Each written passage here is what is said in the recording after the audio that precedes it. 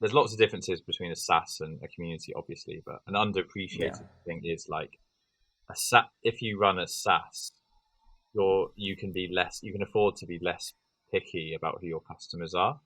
Like it Mm. almost, as someone who will pay, it almost doesn't matter who they are to a set in most cases, right? If you run a SaaS. However, if you run a community, you need to also ensure that they are the right fit for the community. All right, welcome back to Indie Worldwide. Today I have with us Charlie Ward, founder of weekendclub.co, as well as Indie London. How's it going, Charlie? Not bad, thanks, Anthony. Good to chat. How you doing? Always like to chat. Oh, it's just one very brief correction, actually, just because I don't want to. That's being incorrect. So, actually, my friend Gislan founded Indie London, but Mm-hmm. he moved out of London to Norway. So I'm more of the kind of owner and steward of Indie London now. But I did found Weekend Club. Okay. Well, then we got Charlie Ward, owner and steward of Indie London, and founder of Weekend Club. I haven't used the word steward before in this context, but maybe I should more. I think it works. So you want to give us a quick overview of what is Indie London, what is Indie World, what is Weekend Club? Yeah, Indie London is the London's largest indie hackers community. So it's, I mean, it's a Slack and newsletter, but it's also events. It's quite focused on kind of in-person meetups and Mm. building the London bootstrap ecosystem. Weekend Club takes up more of my time, and it's a remote co-working space for founders. So yeah, it's a paid community, and it's primarily for, we're best known for our Saturday weekend co-working. So if you've got a day job and you building something on weekends, we create a community built around that. So it makes working on weekends more fun, more sociable, more accountable, and easier to meet other like-minded founders, kind of thing. So yeah, that's probably my main project.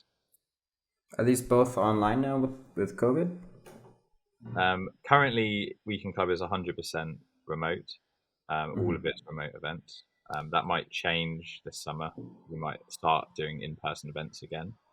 Indie London is, yeah, we've actually been doing a few in-person meetups recently. We've done about 3 in the last month.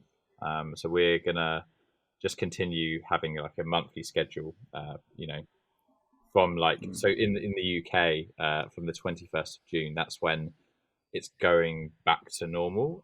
What that means is like you can just go out with large groups of people again, and like at the moment that would be fine. So from then it's kind of normal services resume. So we'll be aiming for like maybe a couple of events per month or something, just to kind of get people meeting up. Are you planning to do the in person? Because now weekend clubs like all over the place, right? Like you went remote and then you opened up new chapters in new time zones. Yeah. How's that going to work with adding back in person events? Yeah, I mean, it wouldn't immediately be like everywhere or anything like that. It's quite a lot of Mm-hmm. effort just to set up one chapter of this in one place. So we would just start in London because obviously I live here, and most of our members current, not all of them, but like there's enough members here that we can kind of get that started the most easily of any city. So the first priority is to restart that. However, I do think there's an opportunity to spread this to other cities as well. I think it would mainly work in larger cities. Like maybe it'll work in smaller ones as well, but obviously there has to be a co-working space. So co-working spaces are mainly in like large towns and cities, right? So yeah, I just need to think about how that model would work. Basically, I think Maybe look. it does require having like to scale. You need to have your members starting to run the events. So Mm-hmm. it's just about creating the right incentive structure that works for everyone. So just need to work on that a bit, but I think it's possible. How are you getting people to run? Like, how are you convincing your community members or converting them from community members to event runners? What does that process look like? Yeah. So we have 3 members who run weekend club sessions. So that's 10 a.m. to 5 p.m. Mm-hmm. Every Saturday, and it's on 2 time zones: UK time and US time, Central time. And either they've two of the three I reached out to because I thought they were a good fit in terms of they were very active members. I thought, I thought they would be. I thought they had the potential to be good kind of hosts and community builders sort of thing if they weren't already. And I just reached out to them and kind of went from there. And one person has also approached me when I said, "Hey, we're looking for more hosts," sort of thing. So the main ingredients are like they are an active member of the community is really important. Then also the potential to kind of be a host sort of thing, and I think a lot of people have the potential to do that. Some need a bit more kind of guidance than others, but I think a lot of people have it in them, sort of thing. So I guess it'd be a similar process for the in-person as the virtual. oh right, yeah. So I think in person it'll be similar. Yeah. The only difference is like if someone has to physically go to a real location and manage that, that's a bit of a bigger ask than just staying at home and doing it from your laptop, because you also need to like open up at a certain time. You need to lock up. There's a little bit more to it, so I think we might need to kind of increase the incentives to make that work, if that makes sense. Right. I guess depending on how involved the space is that you're able to find, if they already have somebody managing the space and locking up after you, it lowers the ask a little bit on your community members. It depends on this. It depends on the space, I guess. Yeah, like there might be some places where they're like, "Look, we've got a community manager. They can just do it or something, and maybe you just do a revenue share of the space." Like there might be sometimes like that, but on the other hand, I think it's good when the host is like formally a member of the community, because they just understand the culture and they build better relationships with people and stuff. So I probably lean towards getting a member to do it, and getting the space to kind of help us like make this happen. I was just thinking about kind of the logistical stuff, like putting out the chairs, closing up afterwards. When I was doing in-person events also before COVID, I found like all the co-working spaces, I guess they just didn't trust me. They always wanted somebody there that would close up after us. So that was never part of it. Yeah, that's interesting. Yeah, I mean, there might be an element of that, if they can spare it. I guess like some of them might be wary if they're letting a bunch of people they don't know, and there might be new people every couple of weeks. Do you know what I mean? There might regularly be new people, and they don't have much visibility. So you just need to. There's basically risks to mitigate with something in person that you don't need to worry about when it's remote. Like a stranger coming in. I don't know, like just being really messy or whatever it is. So yeah, got all this stuff to work out still. Yeah, we normalized virtual events, and now it's back to in person, and there's all this extra logistics we forgot about. I know, right? But there's like definitely benefits to both, like remote. Some people never don't live somewhere where they can access a co-working space, right? So remote is always going to be the default option for those people.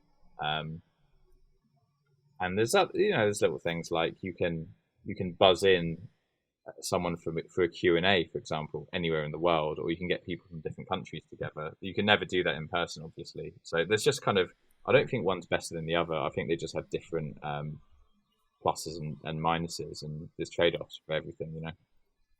So what's the set of incentives for the community leaders? What are you offering them to take over? So for the remote ones, I don't think I want to go into like the exact dollar figure, but we give them like a flat like fee for the day. So they're paid, which is a pretty big incentive. Yeah. So we do pay them like per day, but they also get a free membership for the overall, as long as they do 2 a month. And it's all, I mean, that's like the extrinsic stuff, but like they wouldn't do it if they didn't like the community and want to like contribute to it as well. Like the extrinsic stuff's not enough, I don't think. And we also, it's a good way of building community skills and raising their profile as well. We try and shout out our hosts like where we can. So yeah, we try and kind of approach it from a few angles. So how many chapters are there now, including the ones you run yourself? Um, well, there's currently the EMEA, so like Europe, which is on like 10 a.m. till Mm. 5 BST UK time. There's also America's 10 till 5 Central, so 2 at the moment. One Okay. day maybe we'll have a couple more. Like I think there's appetite to do one in India certainly, and Mm. potentially like Australasia, like that time zone that's like Japan all the way down to Australia.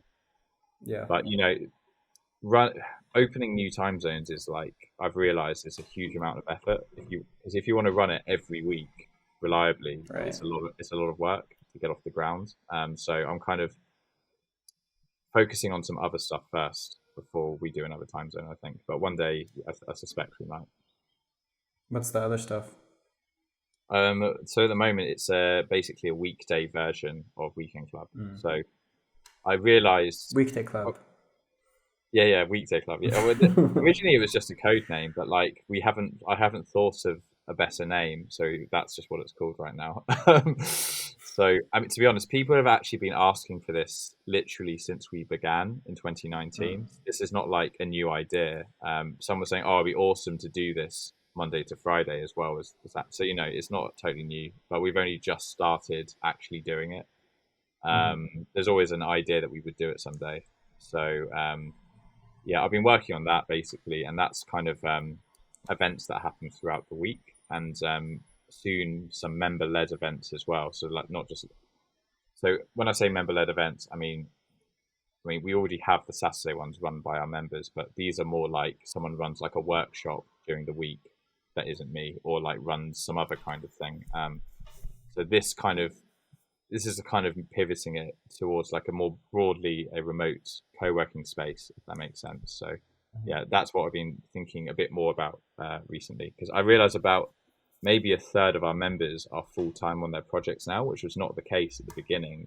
So we just need to do things that cater to those people more. So it was kind of a no-brainer. How many members do you have right now across all the different Yeah, times? we've got about between 60 and 65. I think we've got 63 subscribers right now. And there's usually a bunch of free trialists. Um, yeah, and we've got a target for me to go full time, we probably need to double our revenue, I'd say. So hopefully we can do that by the end of the year. So you're around like £2,000 a month now. A bit less, yeah. So in dollars, it's about just under $2,500 a month, which is like £1,800 roughly. Um, so yeah, just need to get that up. But because I've been focusing, I still have a day job, 3 days a week, so which I really enjoy. But it means there's only so much time to put towards growth, because it's a lot of effort. Just as you know, running indie worldwide, it's a lot of effort just to keep a community in the same spot. Like Yeah. to grow it as well is like just extra effort.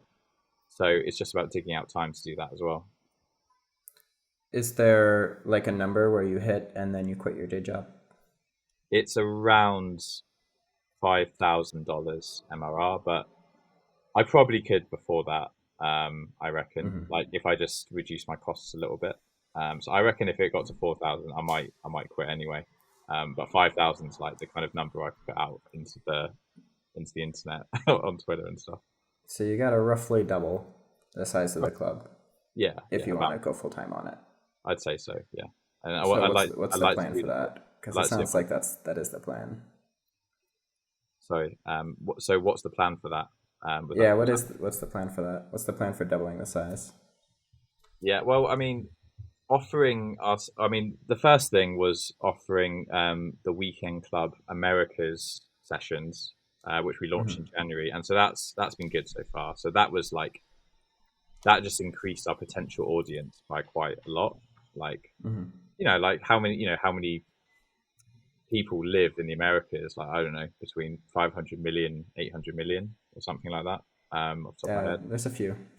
Yeah, it's a lot of people. I mean, obviously those are not all bootstrappers, but Yeah. No. or like potential customers. But it just increased the reach. So that was one thing, and the second thing is offering weekday clubs. So this is just again, it opens up potential our potential audience. So that's one side, just having the systems in place to accommodate different people. However, I need to do more kind of traditional growth stuff. So we don't, so apart from like, doing things like interviews, we don't create really any content at Weekend Club. But we have like great stories from our members. We've got, there's lots of content I think we could create and we just never done it. So I think that's the most like obvious thing that we need to start doing. Maybe start doing a bit more with like incentivizing referrals, like giving people affiliate links, maybe ads. I don't know, but How ads have you sounds like been growing so far? Like until now, how have you gotten like the 63 people that are currently signed up? I mean, the first kind of 20 was probably through my own kind of network from running meetups, like people I knew. But then after that, it was a combination of Indie London's actually quite a good funnel for this, like through the newsletter. And I think we've got about 600 people in the newsletter. It's not massive, but it's like enough to make some difference. And that's Slack. So that's actually a good channel for us. Also, just Twitter, just tweeting about stuff. Referrals, posting on Indie Hackers itself. It's quite basic. It's not like a really sophisticated thing, but these things sort of add up over time. And I think there's a lot more we could have done, and that's my fault. But on the other hand, if we can get to like a decent enough place without doing tons of marketing, it makes me hopeful that if we start, that it should help us. Have you launched on any of the like launch sites, Product Hunt or Hacker News or anywhere like that? Yeah, I should have mentioned actually. Yeah, we did launch on productshunt at the beginning of March, which went well. We got in the top 5, which means we got in the newsletter. So we were 4th overall. I realized like launching on a Tuesday, Wednesday, or Thursday is brutal. It's so competitive. Like, like everyone else in that top 5 had like a really big product hunter hunt them, which goes out to like all their followings. And so yeah, it was very competitive. So if I did it in future, I would consider doing it on like a slightly less competitive day for sure. And then from the launch, how many signups did you get? Was it worthwhile? It was worth. I think we probably got. Well, I mean, in terms of actually signing up on email, we probably got like 80. But like of people that became customers, we probably did get like 10 or 15 or so, which is pretty good. I'd say. And then you're about to launch weekday club, so that's you get a new URL for that. You can launch again, get another 20 customers ish.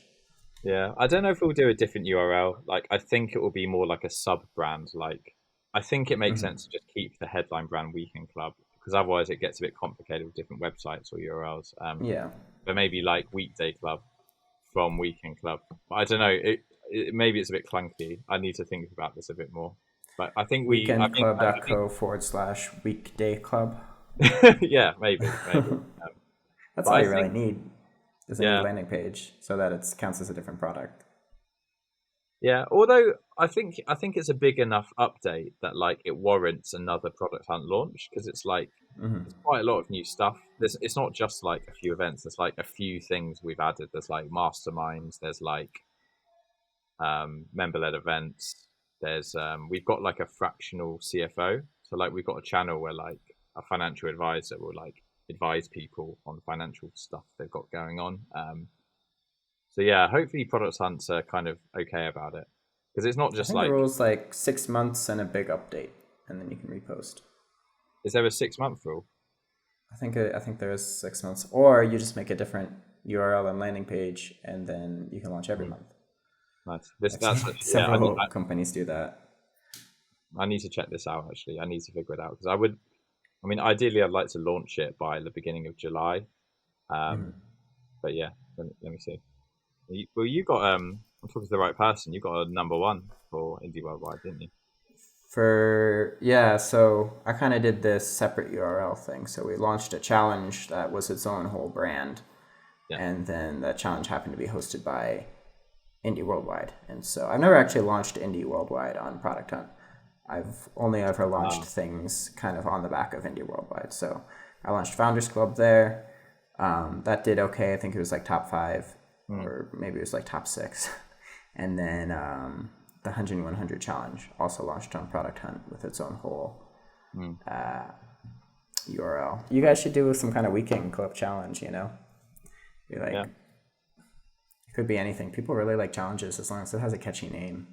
People will sign up. Catchy name and a low barrier to entry. Yeah.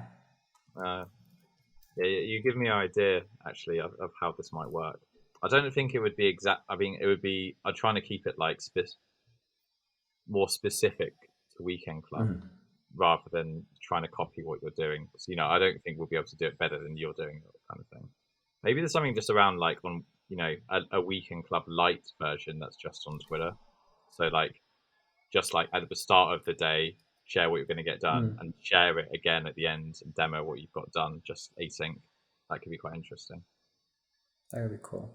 I recommend putting a time limit on it for the first round, at least for the first iteration. Like say like, hey, we're going to do a 1 month build on the weekend challenge here on Twitter. Yeah. Because it's like psychologically, it's easier to commit to something for a month than it is forever, or 3 months, or 100 days. Yeah, time box it. Then people know, like, okay, I think I can put energy into this for that amount of time. That's cool. Yeah, I agree. I definitely agree. Like some kind of time boxing or scarcity, like definitely, like having a deadline like helps a lot. Yeah, I've written all this down actually. I think maybe this is a good idea. Once you hit on something, just launch it though. It's like you'll see right away if there's traction, and once there's traction, you'll be motivated to keep pushing on it. Yeah, for sure. Minimum viable. Yeah, I can't wait till I have a bit more time. Yeah, that's the thing. I honestly, I'm so like, even now I'm just like, oh yeah, I can get this much done in a week, and it's always half of it is done at the end of the week. I'm just like, how do I not learn my lesson? Maybe if you set your goals even like twice as high, and you get half of that, and it'd be twice what you're currently doing. Yeah, maybe. Yeah. I find my energy varies a lot week to week. Some weeks I get everything done and more, and then other weeks it's like not even half. It's a tenth of what I wanted to get done. I know. It's insane, isn't it? Yeah. We got to be kind to ourselves, though. You know, as long as you keep working on it over time, that's what eventually pays dividends. Is just showing up. Yeah. I guess it's like not supposed. You know, I guess it's not supposed to be easy. Like I'm sure there's like. It doesn't need to be brutal, and it isn't. I'm not saying it is brutal. It isn't brutal. I wouldn't say, but like, you know, it's just like it's hard. Like, you know, community building is hard sometimes, right? Yeah, I'm realizing a lot of it's just time, though, especially with community. It's like there's only so much you can do to grow. Some component of it is just time for it to like mature and kind of grow on its own and develop a character. But I think that there's lots of differences between a SaaS and a community, obviously, but an underappreciated thing is like if you run a SaaS, you can afford to be less picky about who your customers are. Like it almost, as someone who will pay, it almost doesn't matter who they are in most cases, right? If you run a SaaS. However, if you run a community, you need to also ensure that they are the right fit for the community, kind of thing. Yeah. Like you don't need to worry about stuff like moderate. Like there might be an unfortunate case where you have to remove someone from a community occasionally, or not let someone in. But in a SaaS, you generally don't need to worry about that so much. And that kind of makes growth a little bit harder. There's an extra dimension you've got to consider, right? Yeah. I guess communities are unique in that your customers are also your product. Yeah. To a certain extent, yeah, like a huge part of it. So growing your revenue base is also changing what the actual product is, and like one community member can drastically change the flavor of the whole community if they're influential within your community. If they're very like outspoken, they can make people uncomfortable, or they can make people feel welcome. They can make somebody's experience really nice or really sucky just by being a good person or an asshole in the context of your group. Yeah. Yeah, I suspect that like, moderate, a lot of people that start communities, well, like myself and maybe like you as well. Like, did you have much kind of like training or anything in community building before you started doing it? I Before Indie Worldwide, I didn't have training. I had experience through like running little things in my hometown, Mm, like volunteering, and then in college I started running hackathons. So I was in charge of a big hackathon called Big Camp. I helped set up another hackathon called Technica, and that kind of threw me into the deep end. And then after that, I started doing local indie hacker meetups, and then after that, I started Indie Worldwide. So it wasn't my first go at mm. a community, but it was my first like fully virtual community, and definitely the one I've committed to for the longest period of time. Yeah. Well, I think we're actually quite similar then, because I mean, before Weekend Club Online remote, I mean, it was just like in-person meetups, a bit like what you did. So yeah, I didn't have any kind of formal training, but I suspect one of the biggest for people that start doing this, like I suspect moderation might be the thing people are the least prepared for, like having to do that. Yeah. And yeah, I don't know what the answer to this is, but like I think maybe there should be some more support groups for how to deal with moderation issues. I think actually the least what I realize is like the black and white stuff is the easiest to deal with, where it's like really someone's really clearly broken a guideline or something. But so many things are not black and white. It's like loads of grey areas, and it's a bit subjective, you know. Um, so I think that's an interesting challenge for new community builders for sure. Do you have a philosophy or a goal to your moderation? Um, it's not something I've done tons of or anything. Just like a little bit. I think a key thing is to is very important not to jump to conclusions, because it's usually something that happens maybe between two individuals, and don't jump and just make sure you kind of heard both sides like first before jumping to any conclusions, because sometimes it's not what it first seems, kind of thing. So Yeah. I think that's a really important thing to bear in mind sometimes, because there's a lot of you know randomness, there's stuff and surprising stuff sometimes. So yeah, it's important to do that, I think. And also, yeah, just to how you communicate stuff in general is obviously very important, but having the right sort of tone for dealing with these situations and being quite like careful and empathetic is very important as well. Yeah. I think sometimes you just got to bring the hammer down, especially if they're making everyone else uncomfortable. Like, if two people are Right. having a long drawn out argument in like a public space within the community, I think usually it's best to just kick them both out and then decide afterwards, then kind of pick apart the decision in private with each of them. But you don't want that in the middle of the community, because that affects everybody else's experience too. You want to take them outside, so to speak, and settle it there. Yeah, I agree with you. I think maybe it's just like things that I've dealt with are a bit more like, I think, a grey area sort of thing. There's like less like really open and shut cases of like, right, this person clearly has to go, sort of thing. Yeah, a lot of But yeah, people just need some I definitely agree. coaching too. You I just have definitely to agree that. tell them what the expectation is in your community, because they join, they don't necessarily know what the rules of the road are. Like mine is a public Slack, almost pretty much anybody can join, and so sometimes we get people or like spammers that come in, but a lot of those spammers are actually working on businesses, right? They could be contributing members of the community, which is like a little bit of a nudge.